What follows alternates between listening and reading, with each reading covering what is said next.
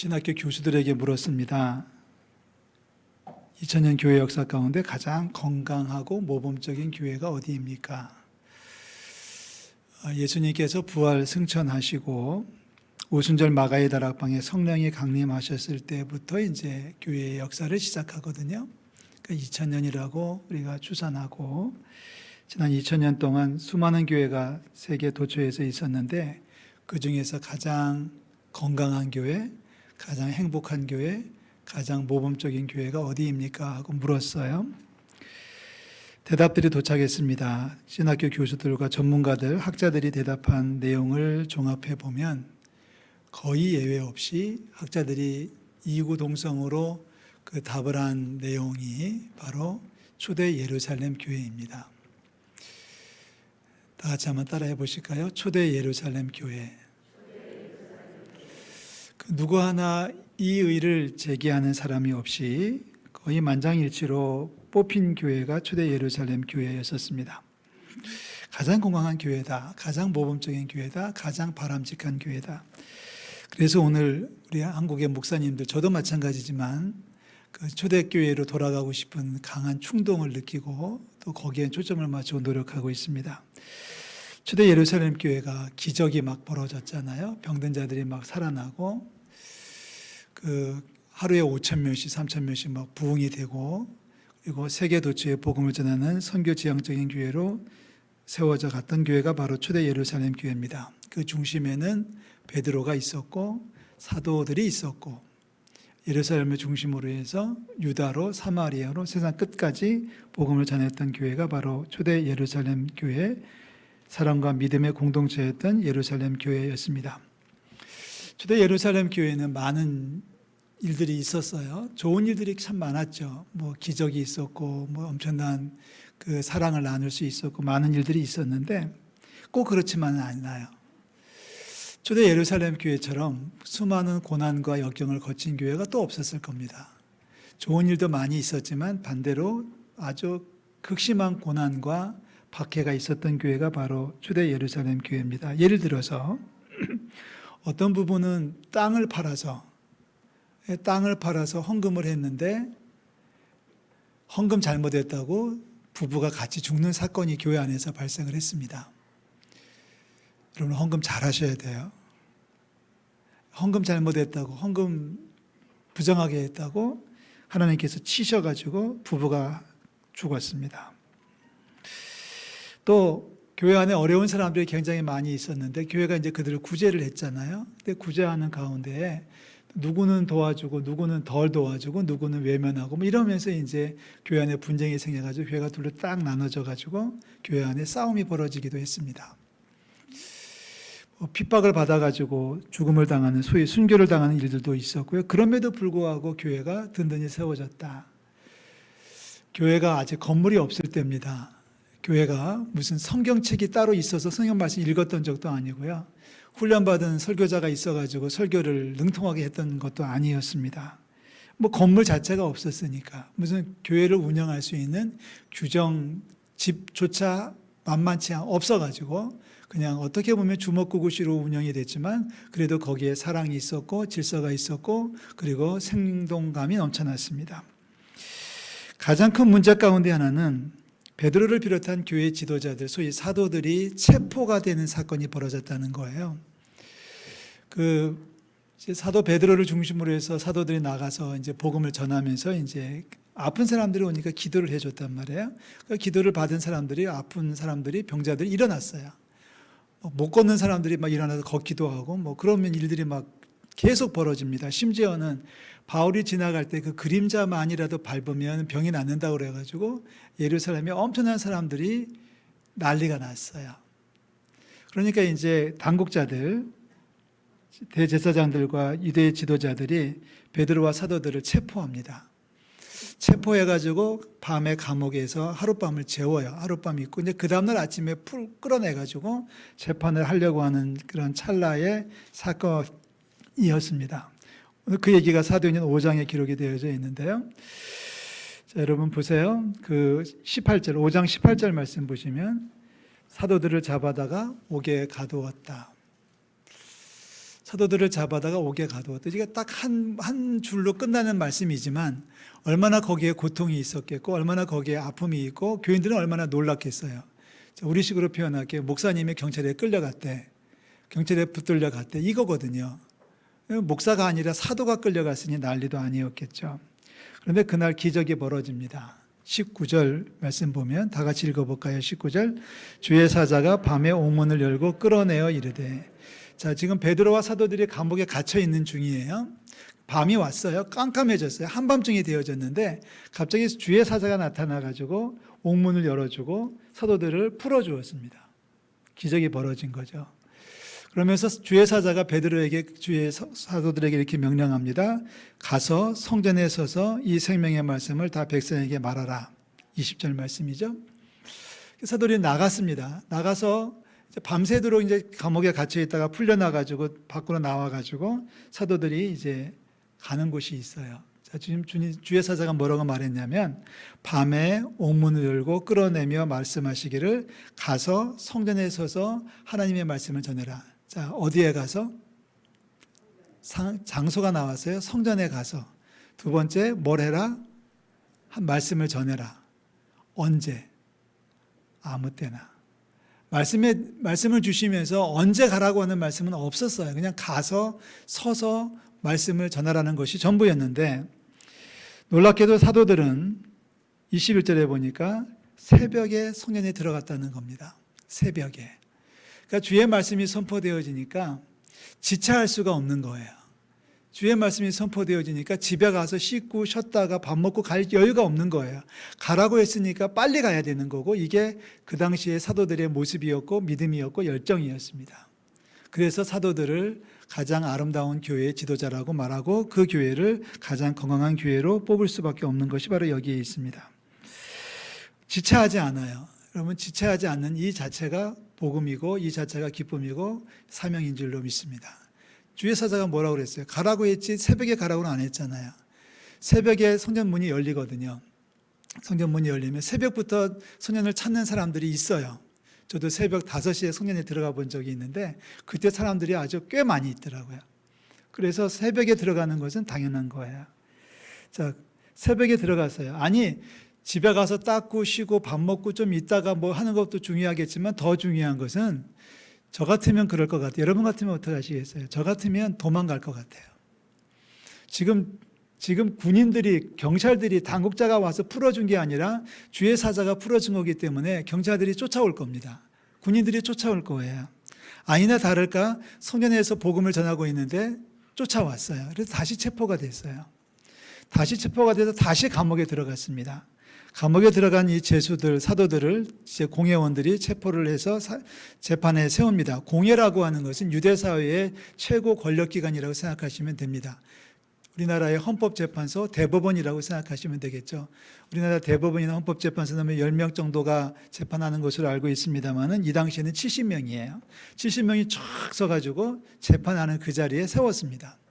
재판을 하면서 이제 뭐라고 이제 따지고 들었겠죠. 그때 베드로와 사도들이 대답합니다. 29절 말씀 다 같이 읽어볼까요? 베드로와 사도들이 대답하여 이르되 사람보다 하나님께 순종하는 것이 마땅하니라. 이게 믿음이에요. 사람보다 하나님 앞에 순종하는 것이 마땅하지 않겠냐라고 말합니다. 당장에 요절을 내고 싶지만 공회원들이 말이죠. 그러나 여론이 안 좋기 때문에 여론이 들끓고 있기 때문에 뭐라고 할 수 없어가지고 결국은 고민하다가 회의를 거쳐가지고 이제 판결을 내립니다. 첫째, 채찍으로 때리자. 두 번째, 협박을 하자. 다시는 주의 이름을 전하지 못하도록 그렇게 다짐을 받자. 이 두 가지를 합니다. 채찍으로 때렸습니다. 자, 40절 말씀으로 쭉 내려와서 보시면 우리가 아까 읽었던 말씀입니다. 다시 한번 읽을게요. 40절. 그들이 옳게 여겨 사도들을 불러들여 채찍질하여 예수의 이름으로 말하는 것을 금하고 놓으니. 아멘. 재판하다가 너네들 나가 있어. 그러고 잠깐 옆방으로 보내놓고 자기들끼리 모여서 회의를 한 거예요. 회의를 해가지고 두 가지를 결정합니다. 채찍질하자. 그리고 다시는 전하지 못하도록 다짐을 받자. 협박이죠. 공갈이죠. 당시에 채찍이라고 하는 것이 지금 우리가 맞는 뭐 그런 작은 회초리가 아니에요. 그 당시에 채찍은 가죽끈에다가 조개 껍질이라든지 유리라든지 철 같은 날카로운 것을 붙여가지고 때리는 겁니다. 그러면 한 대 맞으면 그냥 멍이 드는 게 아니라 살점이 떨어져 나가는 거예요. 그런 채찍에 예수님이 맞으셨어요. 그런 채찍에 지금 베드로와 사도들이 맞았어요. 피가 흐르고 있고 그리고 상처가 욱신거리고 아마 잘못 맞거나 좀 세게 맞은 제자들 가운데 사도들 가운데 누구는 뼈가 다 보일 정도로 으스러졌을 거예요. 아마 걷지도 못할 겁니다. 힘들었을 거예요. 자, 그렇게 사도들을 채찍질했고 그 다음에 예수의 이름으로 말하는 것을 금하고 놓아주었습니다. 이게 오늘 우리가 읽고 있는 사도행전 5장의 사건입니다. 자, 그렇다면 이제 사도 베드로의 입장에서 한번 생각해 보자고요. 예수님의 말씀을 전하다가 뭐 사기를 친 겁니까? 도둑질을 한 겁니까? 폭행을 한 겁니까? 예수님의 이름으로 말씀을 증거하다가 붙잡혀가지고 채찍에 맞은 거예요. 감정이 어땠을까요? 기분이 어땠을까요? 억울했을까요? 네, 당연히 억울했을 것 같습니다. 서러웠을 것 같습니다. 답답하고 갑갑했을 것 같습니다. 그런데 오늘 성경은 채찍에 맞고 빠져나오는 이 사도들의 모습을 이야기하면서 두 가지 사실을 증거를 하고 있습니다. 41절에 이렇게 얘기하죠.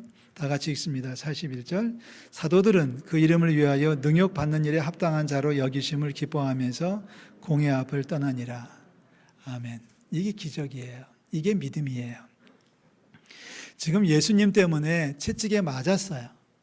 예수님 때문에 채찍이 맞았으면 당장 예수님한테 쫓아가가지고 따질고 들어갈 수 있었을 거예요.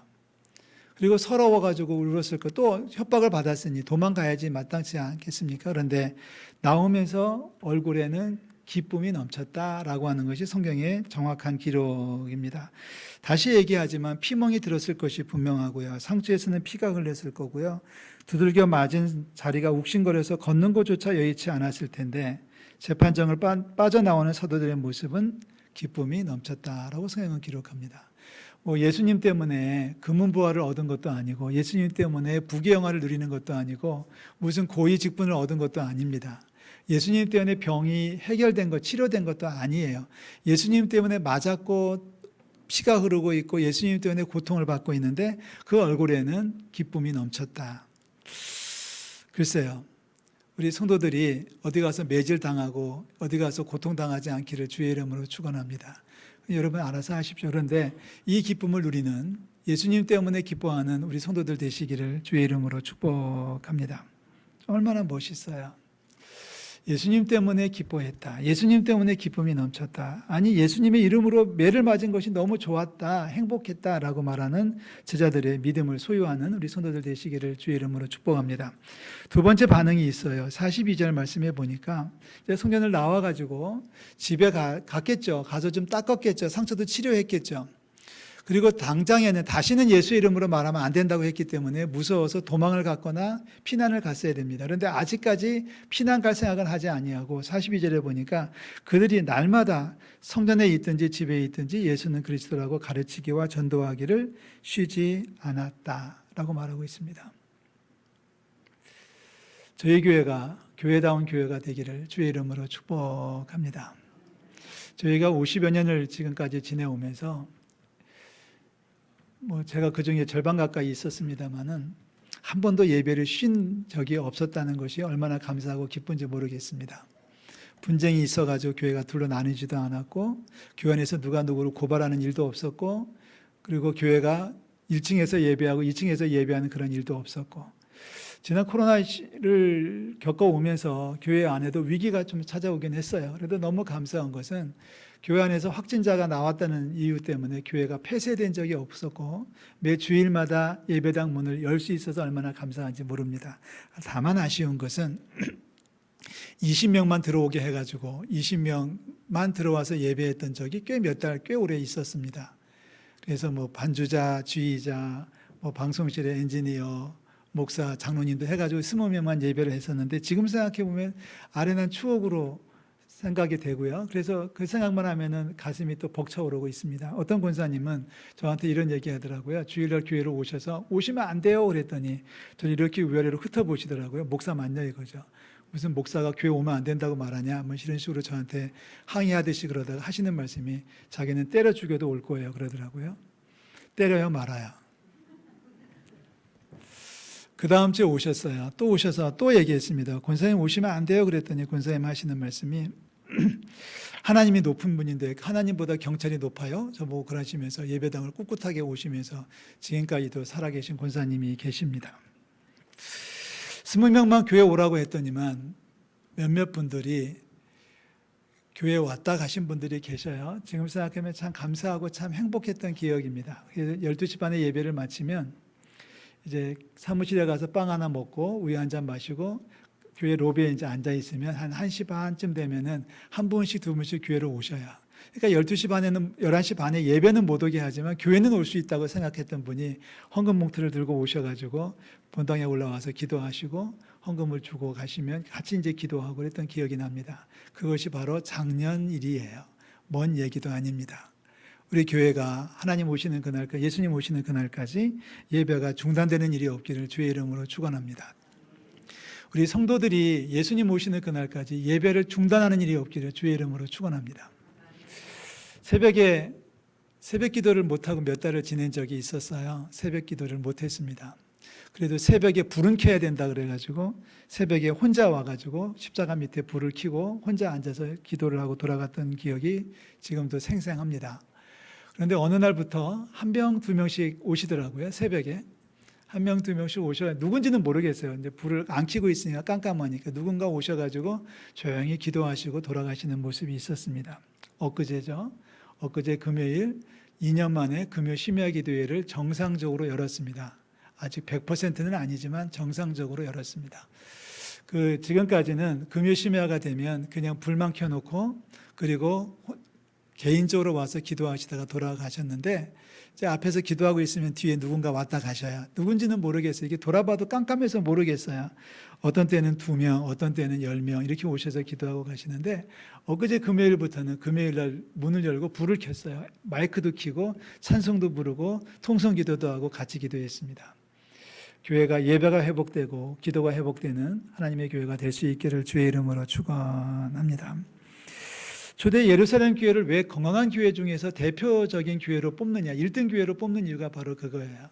채찍에 맞아도 전도했고 교회에 핍박이 생겨도 봉사했고 그리고 교회 모이면 안 된다고 협박을 받아도 모여서 기도하고 예배했던 교회가 초대 예루살렘 교회였었습니다. 우리 개인적으로도 마찬가지예요. 속상한 일이 있고 답답한 일이 있고 바쁜 일이 있겠지만은 건강이 허락하는 한 하나님 앞에 나와서 예배하는 우리 성도들 되시기를 주의 이름으로 축원합니다.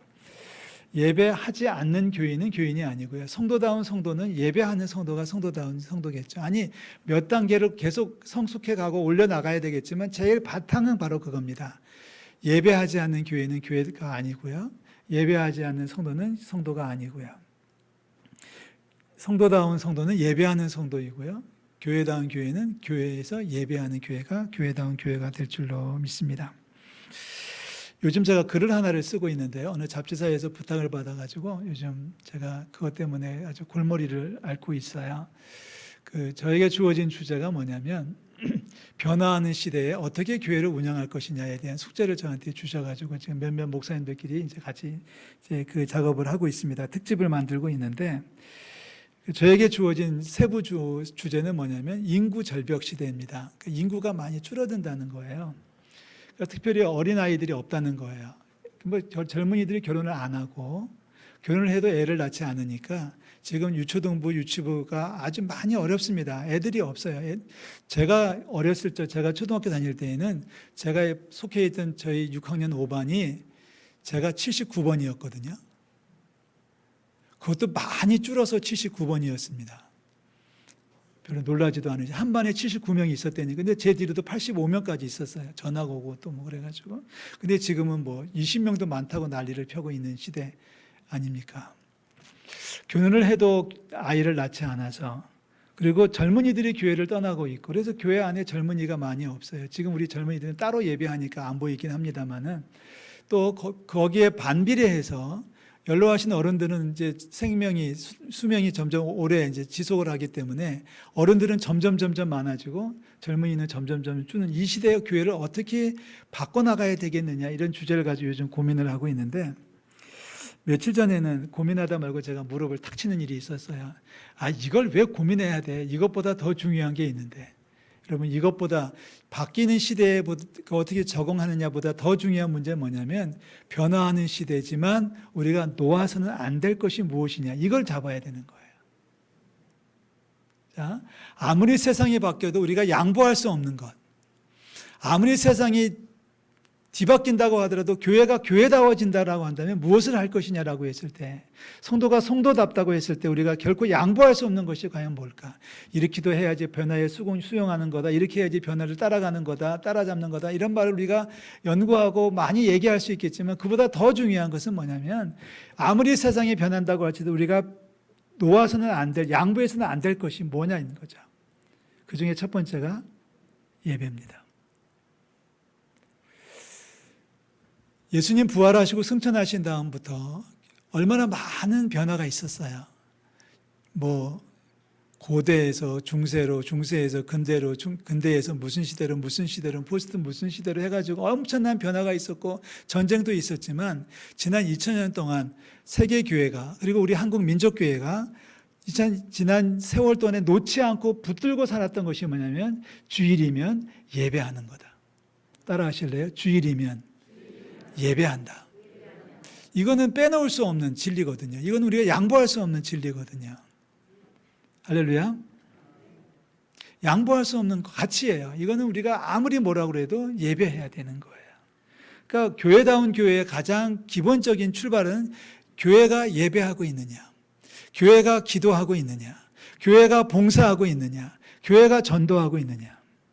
성도다운 성도를 만든다고 했을 때 우리가 빼놓을 수 없는 절대 가치가 있다면 성도가 예배하고 있는 성도냐, 성도가 기도하고 있느냐, 그 성도는 지금 전도하고 있느냐, 그 성도는 지금 봉사하고 있느냐.